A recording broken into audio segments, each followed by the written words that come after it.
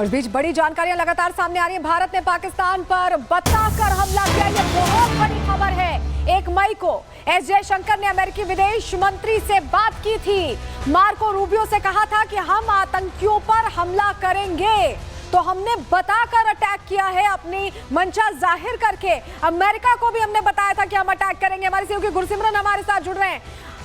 गुरसिमरन, जिस तरह से ये जानकारी मिल रही है अपने आप में बहुत बड़ी खबर है। भारत ने कहकर फिर घुसकर मारा है।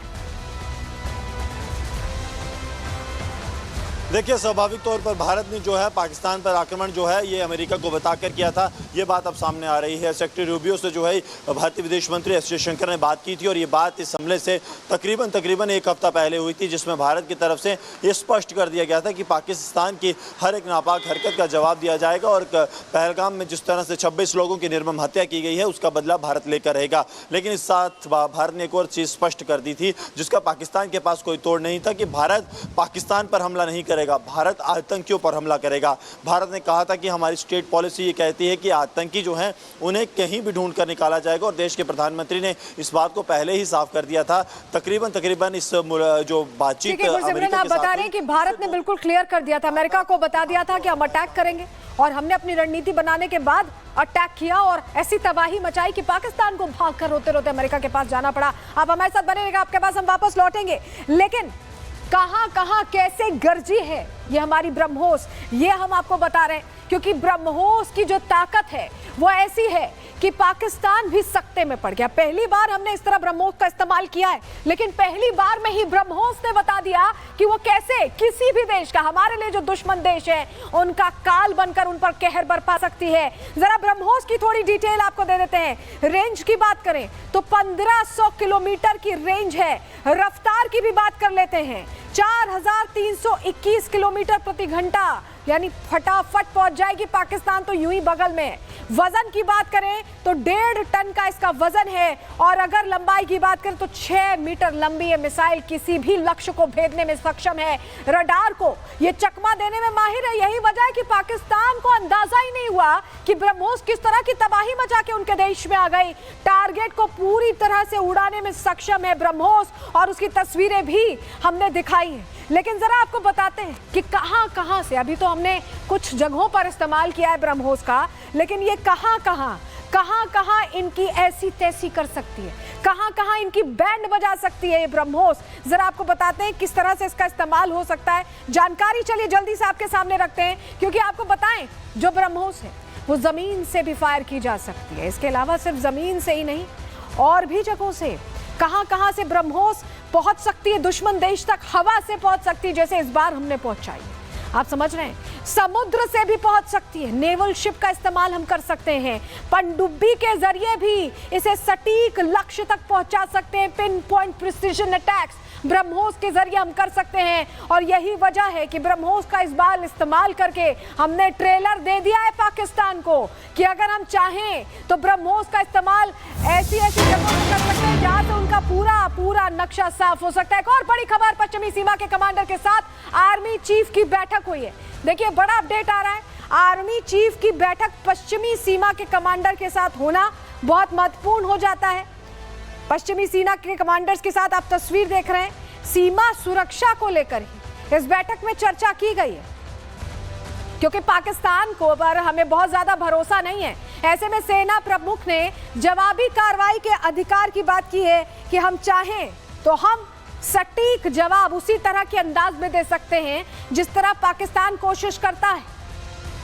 तो ये बड़ी जानकारी तो हमने आपको दी कि कैसे हम तैयार हैं और इसको लेकर, क्योंकि हमें पाकिस्तान पर भरोसा नहीं है और ऐसे में ये मीटिंग काफी अहम हो जाती है। लेकिन एक और तस्वीर जो आज आई है सामने, वो अपने आप में बड़ी मैसेज देने वाली तस्वीरें देखिए। ब्रह्मोस के साथ आप उत्तर प्रदेश के मुख्यमंत्री योगी आदित्यनाथ को देख रहे हैं, क्योंकि ब्रह्मोस की फैसिलिटी खुल गई है। अब उत्तर प्रदेश में यहाँ से हजारों मिसाइलें बनाकर एक तरह से तैयारी और पुख्ता की जाएगी।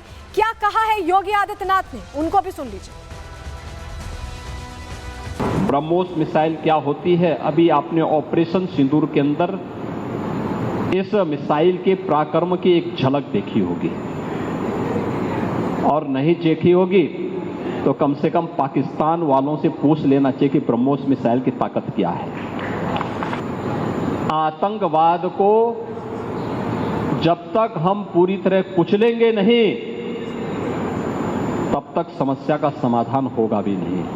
अब समय आ गया है जब इसको कुचलने के लिए हम सबको एक स्वर से प्रधानमंत्री मोदी जी के नेतृत्व में पूरे भारत को, पूरे उत्तर प्रदेश को मिलकर के इस अभियान के साथ जुटना होगा।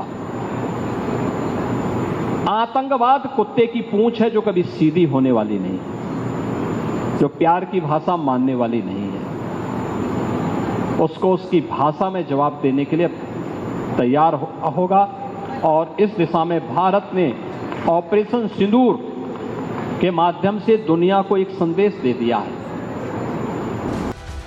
और लगातार बड़ी खबरें मिल रही, बड़ा अपडेट ये मिल रहा है कि यूएनएससी में पाकिस्तान को एक्सपोज करेगा भारत। आतंक और पाकिस्तान के गठजोड़ के पूरे सबूत जो हमारे पास हैं वो यूएनएससी में हम रखेंगे। नए सबूतों के साथ एक टीम भेजी जाएगी यूएनएससी, तो पूरी दुनिया के सामने पाकिस्तान को एक्सपोज करने की हमारी तैयारी है। कैसे इनका आतंक के साथ गठजोड़ है, कैसे इनकी आर्मी इसमें संलिप्त है, कैसे इनके हुक्मरान इसमें संलिप्त है, उसका पूरा डेटा बनाकर हम भेजने वाले हैं यूएनएससी। हमारे सहयोगी जतिन हमारे साथ जुड़ रहे हैं।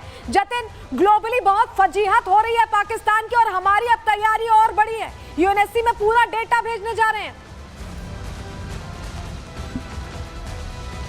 बिल्कुल, देखिए 7 तारीख को जब भारत ने पाकिस्तान पर हमला किया था तो तमाम सबूतों के आधार पर क्या भावलपुर की वो लोकेशन, तमाम कोऑर्डिनेट्स भारत के पास थे और यही कारण था कि आतंकवादियों के कैंप, टेरर कैंप, उनके हेडक्वार्टर को नेस्त नाबूद किया गया। पाकिस्तान बैकफुट पर इस लिहाज से भी आया क्योंकि 2 बड़ी हैपनिंग पिछले कुछ दिनों में हुई।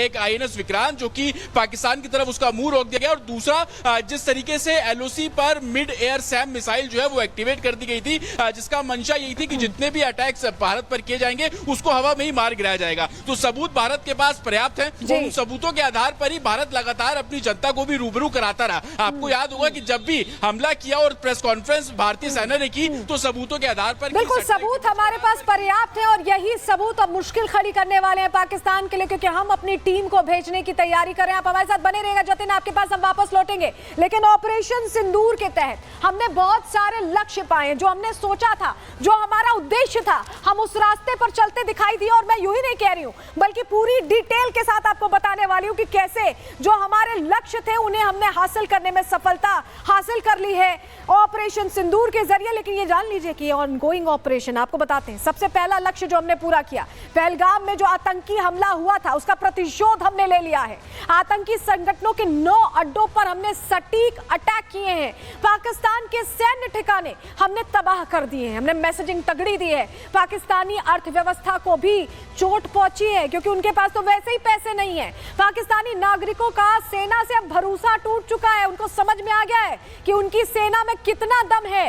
आर्मी, एयरफोर्स और नेवी की ताकत, भारतीय नेवी की ताकत पूरी दुनिया ने देख ली। ग्लोबल मैसेजिंग हमारी पहुंच गई है कि भारत कहां स्टैंड करता है। वहीं जल संधि को रोकने के लिए हमने कूटनीतिक उपाय किया। हमने बता दिया कि हमारा मन होगा तो पानी देंगे, हमारा मन नहीं होगा तो नहीं देंगे और इसमें हमें कोई डिगा नहीं सकता है। वर्ल्ड बैंक भी किनारे हो गया कि हम नहीं पड़ रहे बीच में, भारत जो करना चाहे करे। वहीं भारत आतंकवाद को मिट्टी में मिलाने की ताकत रखता है। उनके 5 आतंकी, 5 जो उनके टॉप आतंकी थे, ऑपरेशन